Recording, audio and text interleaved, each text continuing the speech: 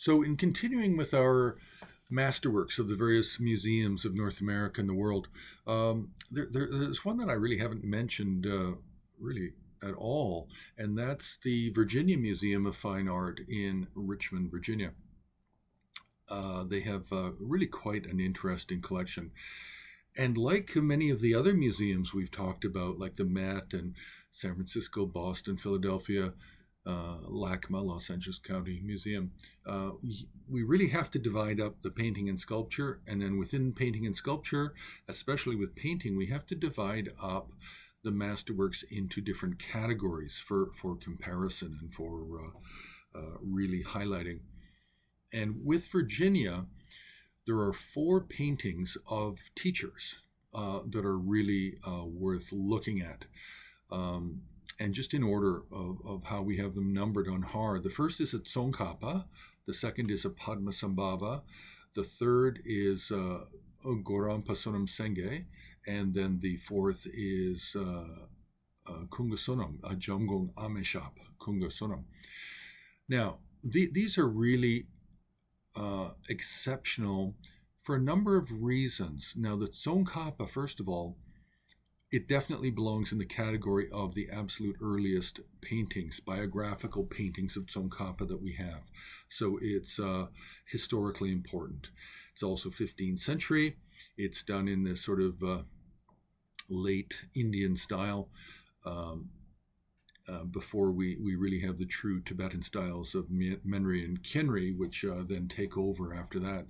But the Tsongkapa is really quite amazing.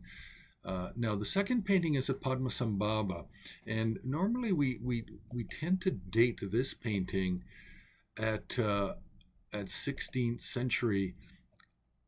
I'm not sure how Richmond has it dated, but it's possible it's earlier, and it can be a 15th century painting rather than 16th. And it has a number of students. It could very well be the 25 disciples of Padmasambhava that are surrounding him. It does not appear to have the 8 forms of Padmasambhava. And then at the bottom we have 3 meditational deities, which are interesting and show the what was popular at that time, with the Guru Dragpa at the bottom center. Now, after that, we're looking at the Gorampa Sonam Seng, and this is coming out of a very famous set from the, this is 16th century, and it's a very famous Ngor Lamdre lineage painting set, and I think we know of maybe, it's hard to say, but we definitely have to have upwards of 12. I'm just thinking to myself here. I think we have over 20 paintings from this very set.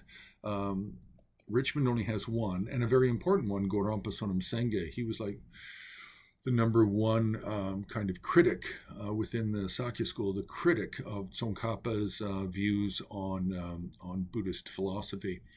So historically, it's a very important work because it's a very important historical figure, very controversial historical figure. Now, the last painting is really quite interesting because it is a red ground painting, and it really should have been painted at the time. So the fellow lived between 1597 and 1659, and it's a red ground painting. The central figure is Jamgon Ameshab Kunga Sonam. He was the 28th, possibly 28th, depending on your numbering system, throne holder of Sakya. And surrounding him at the top and the sides are all of his previous incarnations listed. And on the HAR website, we also have them identified and listed as well. But the painting is a clear example of a 17th century red ground painting. And we have to remember that red ground is really kind of imported from China, from the 15th century, from the Yongle period. And then it was popularized a little bit later. It's really popularized by the Gelugpas in in the 17th century.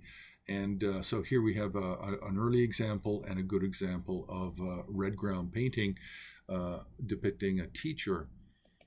So these four are very, very good. These are so far, I mean, we don't know all of the holdings of the Richmond Museum, but these four are very good because of the art, and they're very good because they're all historically important teachers in Tibet, and they all have a tremendous wealth of publications and writings, and are well remembered even today, centuries later. So we'll leave it there. You can subscribe, you can click like, you can join HAR on Patreon if you like longer videos, and you can also make a donation on the homepage of Himalayan Art Resources.